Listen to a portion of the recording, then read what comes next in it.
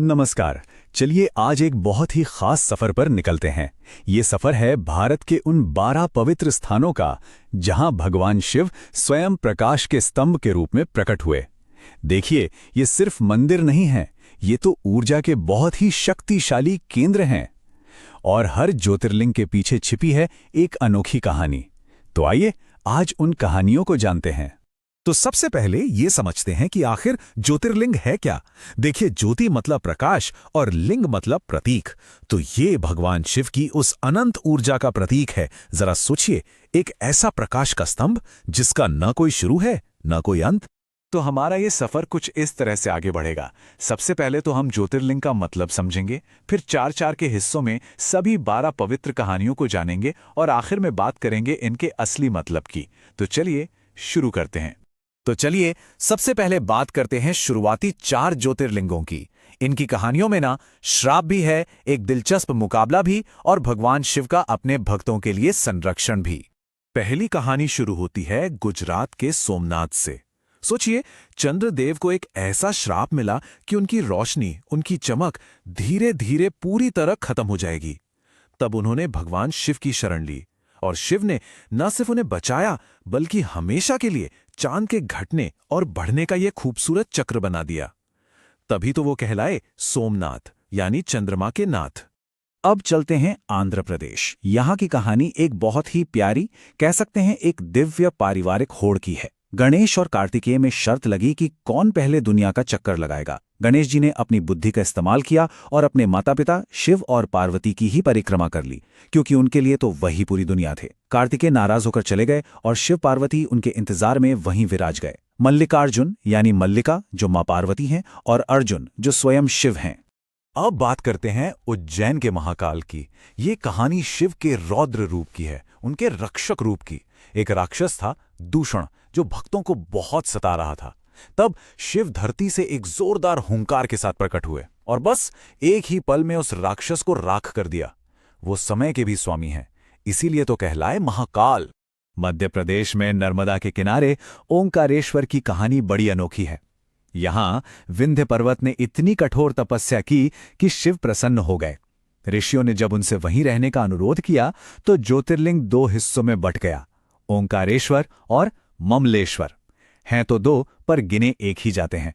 क्या बात है। तो ये थे पहले 4। अब आगे बढ़ते हैं और जानते हैं अगली 4 कहानियों को। इन कहानियों में हमें प्रायश्चित, तपस्या और कुछ ब्रह्मांडीय परीक्षाओं की झलक मिलेगी। अगली कहानी सीधे महाभारत से जुड़ती है और हमें ले जाती है हिमालय की ऊंचाइयों पर केदारनाथ। युद्ध के बाद पांडव अपने पापों का प्रायश्चित करने के लिए शिव को खोज रहे थे, पर शिव उनसे मिलना नहीं चाहते थे, तो उन्होंने एक बैल का रूप धर लिया। जब भीम ने उन्हें पहचान लिया और पकड़ने की कोशिश की तो वो जमीन में धंसने लगे, लेकिन उनका जो कुबड़ वाला हिस्सा था वो ऊपर ही रह गया। और वही आज केदारनाथ ज्योतिर्लिंग है। भीमाशंकर की कहानी बताती है कि सच्ची आस्था के सामने बड़ी से बड़ी राक्षसी शक्ति भी कुछ नहीं है। रावण के भाई कुंभकर्ण का एक बेटा था भीम। उसने जब एक शिव भक्त पर हमला किया और उसके बनाए शिवलिंग को तोड़ने की कोशिश की तो उसी शिवलिंग से स्वयं महादेव प्रकट हो गए और बस एक ही हुंकार में उसका अंत कर दिया। अब बारी है काशी विश्वनाथ की। ये कहानी है एक ब्रह्मांडीय मुकाबले की। ब्रह्मा और विष्णु में बहस छिड़ गई कि कौन श्रेष्ठ है। तब शिव एक ऐसे प्रकाश स्तंभ के रूप में प्रकट हुए जिसका कोई और छोर नहीं था। विष्णु ने पूरी ईमानदारी से अपनी हार मान ली, पर ब्रह्मा जी ने झूठ बोल दिया कि उन्होंने इसका सिरा देख लिया है। बस इसी बात पर शिव ने विष्णु को आशीर्वाद और ब्रह्मा जी को श्राप दिया। कहते हैं वही प्रकाश स्तंभ आज काशी में विश्वनाथ ज्योतिर्लिंग है। त्र्यंबकेश्वर की कहानी इस बात का प्रतीक है कि दिव्य कृपा कैसे किसी को शुद्ध कर सकती है। ऋषि गौतम पर ईर्ष्या की वजह से गौ हत्या का झूठा आरोप लगा दिया गया। इससे मुक्ति पाने के लिए उन्होंने शिव की घोर तपस्या की और शिव ने उन्हें पवित्र करने के लिए गंगा को गोदावरी नदी बनाकर वहां भेजा और खुद 3 मुख वाले ज्योतिर्लिंग के रूप में बस गए। ये 3 मुख ब्रह्मा, विष्णु और महेश के प्रतीक हैं। चलिए अब हम अपने सफर के आखिरी पड़ाव पर पहुंचते हैं। ये जो आखिरी 4 कहानियां हैं ये भक्ति और करुणा की शक्ति को दिखाती हैं। वैद्यनाथ की कहानी रावण की भक्ति से जुड़ी है, लेकिन एक शर्त के साथ। रावण ने तपस्या करके शिव को वरदान में मांग लिया कि वो शिवलिंग के रूप में उसके साथ लंका चलें। पर शिव ने एक शर्त रखी, अगर रास्ते में इसे कहीं भी जमीन पर रखा तो मैं वहीं स्थापित हो जाऊंगा। फिर क्या था, देवताओं की एक चाल के कारण रावण को शिवलिंग नीचे रखना पड़ा और वो हमेशा के लिए वहीं स्थापित हो गया। नागेश्वर की कहानी हमें बताती है कि मिलकर की गई प्रार्थना में कितनी शक्ति होती है। दारुका नाम के एक राक्षस ने सुप्रिया नाम की एक शिवभक्त और कई लोगों को कैद कर लिया था। तब सुप्रिया ने सबको मिलकर ओम नमः शिवाय का जाप करने को कहा। जानते हैं क्या हुआ? उस सामूहिक प्रार्थना की शक्ति से खुद शिव प्रकट हो गए और सबको आजाद कराया।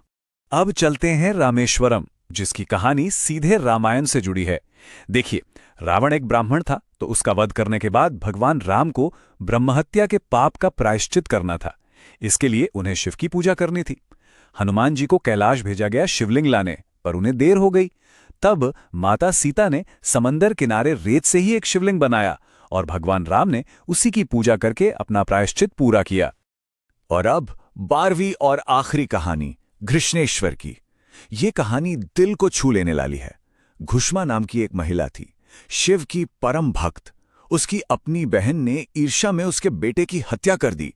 सोचिए, इतने बड़े दुख के बाद भी घुष्मा ने न सिर्फ अपनी शिव पूजा जारी रखी, बल्कि अपनी बहन को माफ भी कर दिया।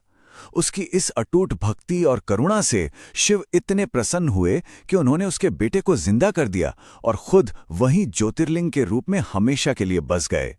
तो ये थी वो 12 कहानियां, हर कहानी अपने आप में अनोखी।